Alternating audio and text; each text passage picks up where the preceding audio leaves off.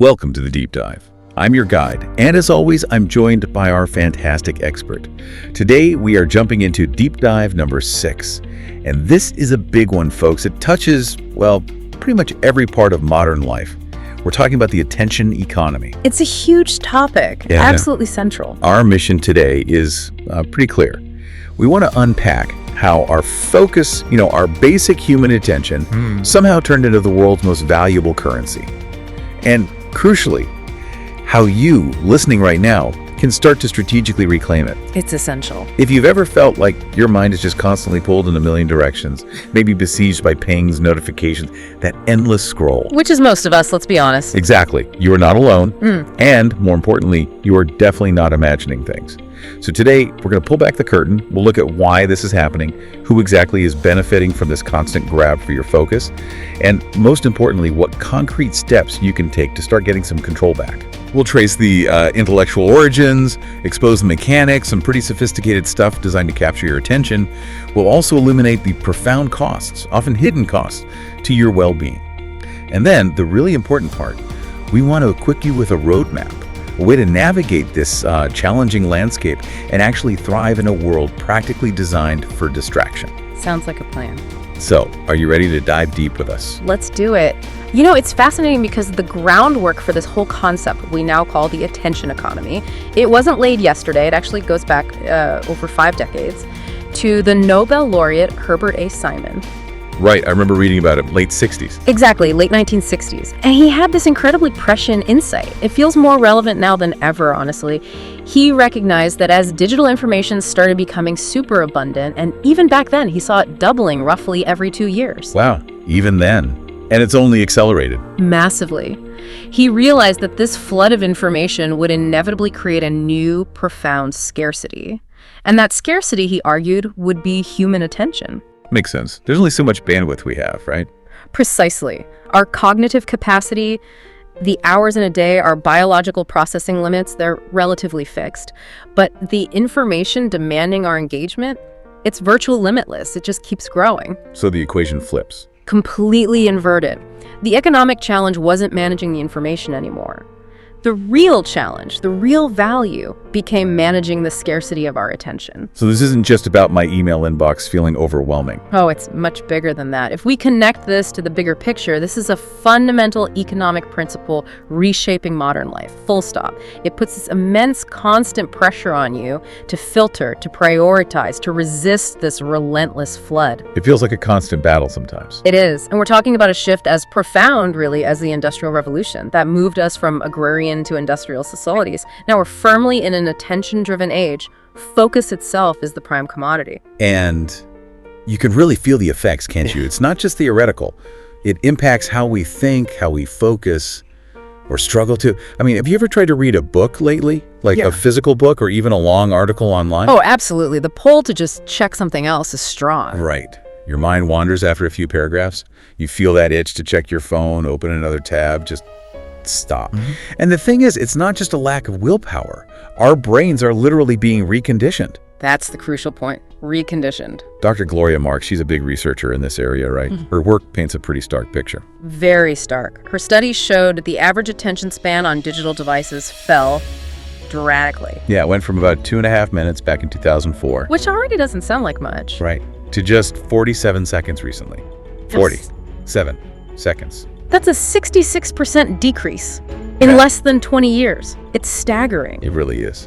And other analyses put the average human attention span even lower, like 8.25 seconds. You hear that comparison sometimes. Less than a goldfish, which is maybe a bit sensationalist, but... Well, the comparison might be clickbaity, but the underlying trend is real and deeply concerning. It's not about being dumber than a fish. It's about a measurable decline in sustained focus. And the why is key. It's the constant digital bombardment, isn't it? Absolutely. The notifications, the infinite feeds, the ingrained habit of context switching, that's become the default mode for so many of us. Platforms like TikTok, Instagram, they're designed for those quick hits. Precisely. They condition the brain for quick bursts, immediate gratification, which makes sustained deep concentration feel difficult, almost unnatural after a while. It's like we're losing the mental muscle for it. We are. It erodes the neural pathways for deliberate, continuous thought.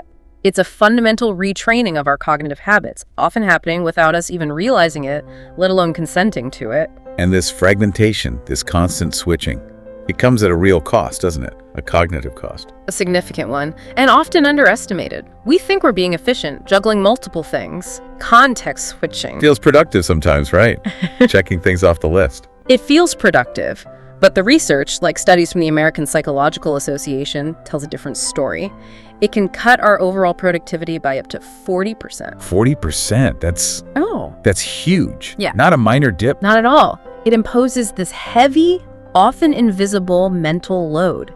And get this, a UC Irvine study found it takes, on average, 23 minutes and 15 seconds to fully get back into focus after an interruption. 23 minutes from just a quick glance at a notification. That's the average, yeah. So that quick check isn't just a few seconds lost. It's effectively costing you nearly half an hour of truly focused time. Wow. Okay, that reframes things completely. And it's not just about productivity numbers. This constant mental juggling leads to more errors, significant mental fatigue. Yeah. The kind that sleep doesn't always fix. Yeah, feeling wired and tired at the same time. Exactly. Reduced creativity, higher rates of burnout, it all connects. Bridget Schulte, she coined that term time confetti, right? I love that term. It's so evocative.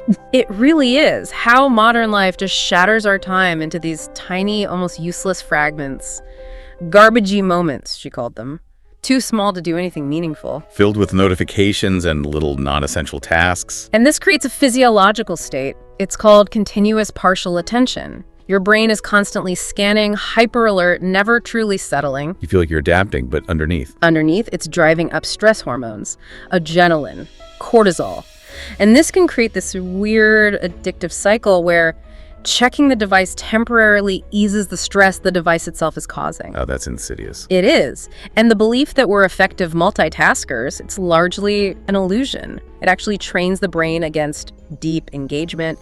It creates this low-level, constant stress. So, okay, our attention is fragmented, our brains are being rewired.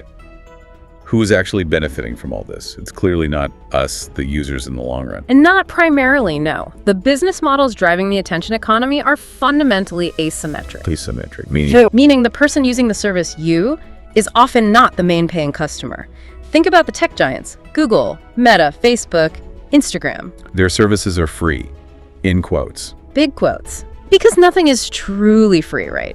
These companies, the attention merchants, they leverage your data, everything you do online. Clicks, searches, likes, shares, how long you watch something. All of it.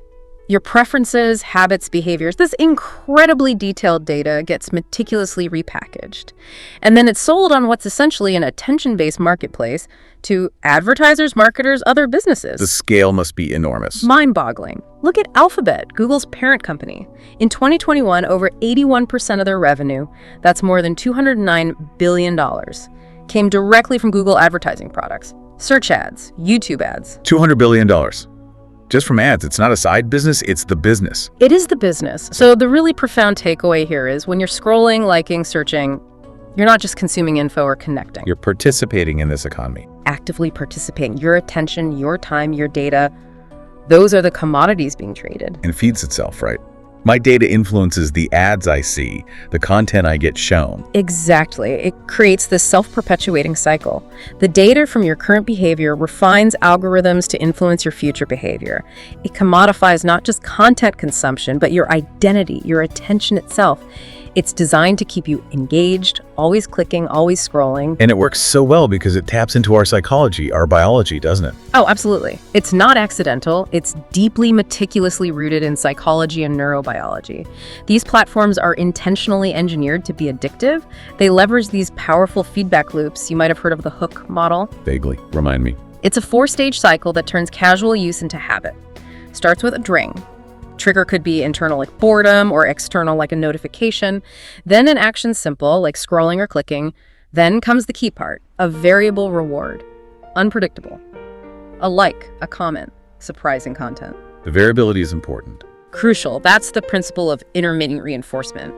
Unpredictable rewards trigger a much stronger dopamine release than predictable ones. Dopamine, the motivation, pleasure chemical. Right. It drives habit formation. This unpredictable reward system creates what some call an unrelenting dopamine cycle. It's especially powerful on developing brains, like teenagers, making it incredibly hard to disengage. And over time, it can even reduce the pleasure we get from natural, real-world rewards. It's a classic sign of addiction. That's worrying. It is. And it connects to this concept of supernormal stimuli. Supernormal, meaning more intense than normal. Exactly. It's a term from evolutionary biology applied to humans too. An artificial stimulus that triggers a stronger response than the natural one it mimics. It's like junk food compared to natural food. Perfect example. Highly processed junk food, social media notifications, online pornography, they're all hyper-rewarding. They hit the brain's reward system harder than natural stimuli. Can we quantify that? The dopamine hit. We can, actually. There's data comparing dopamine spikes. Eating might give you a 150% increase over baseline. Nicotine, maybe 200%. Natural sexual activity, around 250%. Okay, those are significant increases. But look at something like online pornography. Research suggests the dopamine spike can exceed 250%, and critically, it can be sustained for hours because of the constant novelty and availability. Sustained for hours. Yeah. That's different. Very different. And that prolonged, exaggerated dopamine release leads to physiological desensitization. Your brain adapts. It needs more extreme, more novel content to get the same hit. That sounds like the definition of tolerance and addiction. It shares many mechanisms, and it raises a really crucial question for all of us. Yeah. If our brains are being engineered to crave these extreme digital rewards, how do we find satisfaction, peace, contentment in the quieter, more natural parts of life? Yeah, how does a walk in the park compete with an infinite algorithmically perfected feed? It's a real challenge, a fundamental challenge of living in this age. And this relentless drive for attention, it's also changed how things are marketed to us, hasn't it? Beyond just standard ads. Oh, completely. Enter influencer marketing. Right, the rise of the influence. It leverages trust and community in a way traditional advertising often can't anymore. Brands partner with individuals who've built these engaged followings. Why is it so effective? It feels different. It feels more genuine, like a recommendation from a friend, not a faceless corporation. It bypasses our built-up skepticism towards ads. Yeah, so influencers become gatekeepers of attention. Exactly. They build rapport, trust. They can reach very specific niche audiences that brands struggle to connect with directly. And brands are getting smarter about using them, right? Not just one-off posts. Definitely. We're seeing more long-term ambassador programs. Influencers weave the brand naturally into their regular content. It feels less jarring, more authentic. Like it's just part of their life. Precisely. And user-generated content campaigns, UGC, those are huge. Brands encourage followers to create their own content featuring the product. Like the Calvin Klein #MyCalvins thing. Perfect example. Millions of interactions. It turned customers into voluntary advertisers. Or look at Notion, the productivity app. They turned enthusiastic users into ambassadors, fueling viral growth through authentic use cases. It's clever, using the oldest trick, trust and community, but in this new digital context. It absolutely is. It makes marketing feel less like marketing.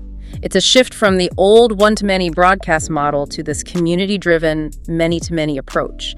Attention becomes tied to social capital, perceived authenticity. Okay, so we've seen the mechanics, the economics. But what about the deeper costs? The impact on our well-being, our culture? This is where it gets really concerning, I think. One major cultural cost is this pervasive culture of busyness. Ah, yes. Being busy is a status symbol. Exactly. Society somehow started glorifying being overworked, time-pressured, constantly on. It's become aspirational, a badge of honor. Which is weird, historically speaking, isn't it? Completely reversed. Think back to ancient Greece. Leisure scholae, where school comes from, was the sign of high status. Relentless work was for the lower classes or slaves. Leisure was needed for thinking, for citizenship. So what changed? How did busy become good? A big driver was the rise of knowledge work in the mid-20th century. In factories, output was visible, measurable. Cars, widgets. Right. Easy to count. But with knowledge work ideas, analysis, strategy, how do you measure productivity easily? Employers and even employees themselves started using visible activity busyness as a crude proxy for actual contribution. So looking busy became more important than actually being productive. In many ways, yes, and this creates a vicious cycle. People tie their self-worth to productivity, feel compelled to appear busy, multitask, which, as we know, actually reduces real productivity, leading to feeling overwhelmed, inadequate. And constantly stressed. Constantly. Chronic stress, anxiety, depression, guilt. The system rewards behavior that's ultimately self-destructive and unsustainable. So connecting this to the bigger picture, it's not just my to-do list. It's a societal pressure cooker, pushing us towards burnout for the sake of status. Precisely. The pursuit of status directly undermines well-being. And that pressure, that constant onness, can lead to something even deeper than just regular burnout, right? You mentioned misalignment burnout. Yes, that's a really important distinction. Traditional burnout often comes from doing too much, just sheer volume, for too long. Running on empty. Right. Misalignment burnout is different. It comes from doing the wrong kind of work for too long. Work that fundamentally clashes with your core values, your authentic self. So it's not just the quantity, it's the quality of the work relative to who you are. Exactly. You might even look successful on the outside, hitting targets, climbing the ladder, but inside, There's an emptiness. a deep, pervasive emptiness, a lack of motivation, that soul-level exhaustion that sleep doesn't fix. You wake up feeling drained, dreading the day, even after a full night's rest. That sounds awful. And it must have physical effects too. Absolutely. The costs are severe and cumulative, emotionally. Anxiety, depression, guilt, loneliness, frustration, anger, low self-esteem, feeling overwhelmed, inadequate, The whole gamut. and physically. Chronic headaches, muscle tension, that unrestorable fatigue, sleep problems, inflammation, weakened immune system, higher risk of heart disease, digestive issues, changes in sex drive. Wow. It manifests everywhere. And professionally, too. Lower productivity, less creativity, lower job satisfaction, loss of long-term vision, more errors. So unpacking this, it's a profound internal disconnect, living inauthentically because of external pressures. And your body is screaming, stop. Essentially, yes. Your body's stress response, the fight or flight system, is constantly activated. It perceives a threat because you're living out of sync with yourself. It's a huge cost of prioritizing external expectations over your internal compass in this attention economy. It really puts things in perspective. And to illustrate how extreme this hyperstimulation can get and the complex harm it can cause, we can look at the scientific discussion around compulsive pornography use. Okay, this feels like a sensitive area. It is, and it's crucial we approach it factually, neutrally, without moralizing. Pornography addiction itself is debated, not in the main diagnostic manuals like the DSM-5. Right. However, compulsive sexual behavior disorder, or CSBD, is now classified in the World Health Organization's ICD-11 as an impulse control disorder, so we can examine the neurobiology and psychology. Okay, so what does the science show? Well, brain imaging studies, fMRI scans, show structural and functional changes in the brains of people with compulsive use that are similar to other addictive behaviors. Somewhere else. For instance, some studies find less gray matter volume in areas linked to motivation and decision-making, like the right caudate nucleus.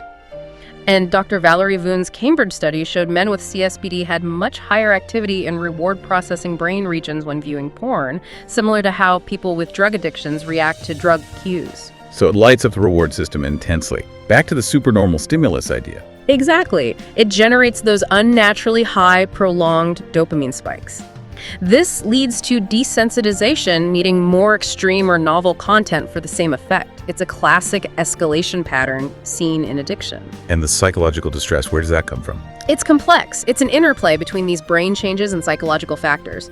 Often, stronger moral conflicts about the behavior intensify the distress, the shame, the guilt. So personal values play a big role. A huge role. And it can become a cycle. Someone might use it to cope with stress or loneliness, but the resulting shame and isolation just make their mental state worse. A downward spiral. And the relational costs are immense. The curated, often extreme nature of online porn can create unrealistic expectations about bodies, sex, intimacy, leading to dissatisfaction or feelings of inadequacy in real relationships. Yeah, damages intimacy. Absolutely.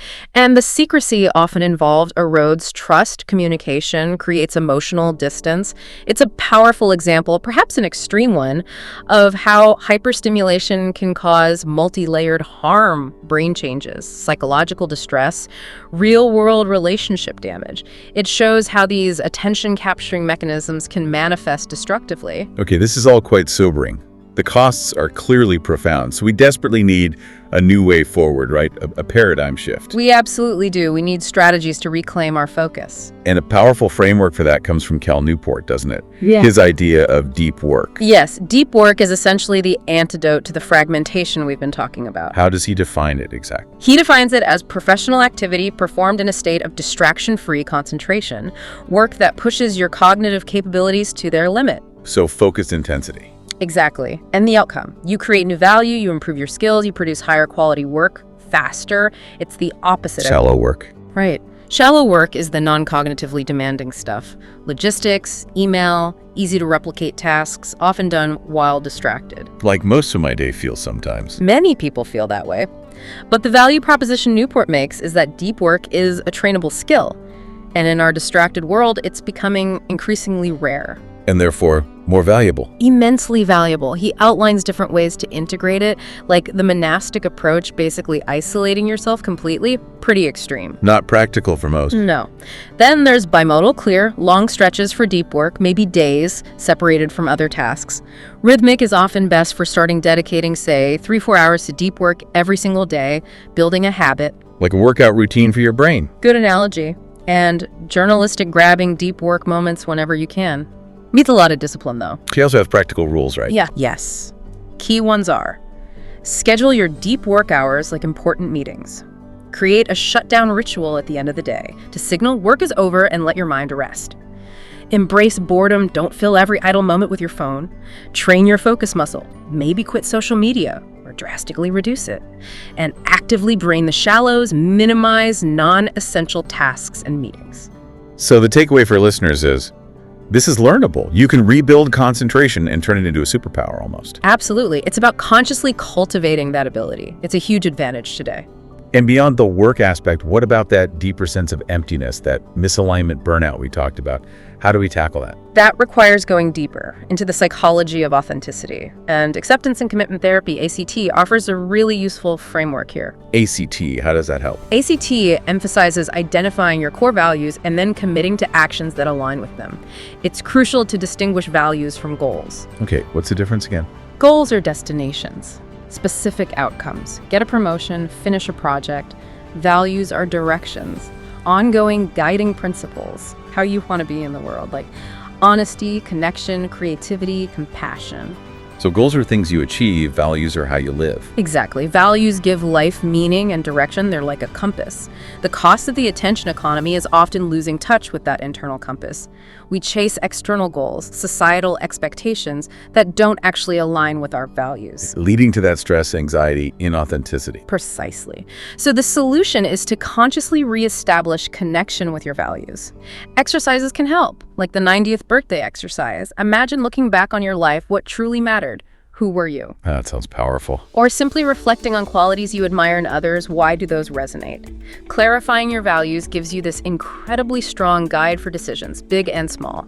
It counters external pressures, it fosters fulfillment, integrity. So reclaiming attention isn't just about focus hacks. Not at all. If we connect it to the bigger picture, it's fundamentally about aligning your actions with what truly matters to you, creating purpose, resisting manipulation by knowing your own why. That's a really empowering shift, which leads to this idea of defiance, reframing the struggle. Yes, this is such a powerful concept. Instead of seeing the struggle for focus as a personal failure, a lack of willpower, Which is easy to do. very easy. Instead, reframe it. Recognize the attention economy is a systemic issue, engineered to exploit our biases for profit. It's not just me being weak. Not at all. And Dr. Sunita Saad defines defiance not as a vice, but as a virtue, an obligation, even when facing wrongdoing. Defiance, she says, is acting in accordance with your values when there's pressure to do otherwise. Acting on your values despite pressure. That resonates. Think about historical examples. Rosa Parks refusing to give up her seat. A quiet act, but profoundly defiant, rooted in her values. It sparked a movement. Right, or Gandhi's Salt March. Simple, symbolic, but powerful defiance against an unjust system. Exactly. These show defiance is a skill. It has ripple effects. It challenges power structures, inspires others. So say, how does this apply to my phone? Here's the really interesting part for you, the listener. By reframing your choice to reclaim attention, turning off notifications, doing deep work, choosing real connection as an act of defiance against a manipulative system. It changes the feeling of it? Completely. It transforms a private struggle into a public, virtuous act of courage. It's a statement. It's you voting for a healthier way to live. It can inspire others. You're not just managing your time. You're making a stand for human autonomy. Wow, okay. Defiance is a virtue. I like that. So let's get practical. How do we start doing this? What are the actionable steps? Right. Translating insight into action. It needs a multi-pronged approach. First step, mindful consumption and digital boundaries. And the absolute first move there is an audit. Where is your attention actually going right now? Be honest with yourself. Track it for a few days. Awareness is key. You can't change what you don't see. Exactly. Once you have clarity, you implement strategies. Maybe a short-term digital detox, a weekend, a week, just to recalibrate your brain. Reset the baseline. Precisely. Then ongoing things. Mute non-essential notifications. Use app limits. Maybe make your phone screen grayscale. It makes it much less appealing visually. Takes the shine off. It does. The goal is simple. Make technology serve your goals, not control your attention. So the question for you is, what one small change can you make today to put tech back in its place as a tool? That's a great starting point. And Yeah. then beyond boundaries. Then comes habit replacement and that dopamine reset. Remember, neuroplasticity, your brain can change. It can be reconditioned. Good news. It's not permanent damage. Not at all. The brain is adaptable, so you actively replace the old hyperstimulating habits with new, healthier ones. Like swapping scrolling for activities that provide balanced, sustained well-being. Regular exercise, huge benefits for mood and focus. Mindfulness meditation, rediscovering hobbies. Creative pursuits, writing, music, art. Spending time in nature.